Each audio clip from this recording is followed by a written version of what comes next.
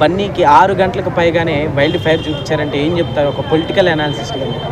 అంటే ఇది చట్టం ముందు అందరూ సమానమే. చట్టం ముందు సెలబ్రిటీలైనా సామాన్యులైనా చట్టం ముందు ఒక ఏదైతే జరిగిన సంఘటన ఉందో దానికి మనం అందరం కూడా కొంచెం బాధపడాల్సిన అవసరం ఉంటుంది.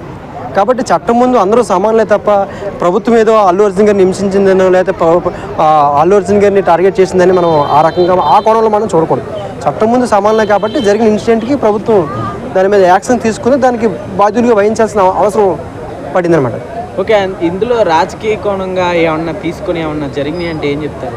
అంటే రాజకీయ కోణం ఉందా లేదనేది మనం ఖచ్చితంగా మనం చెప్పలేము.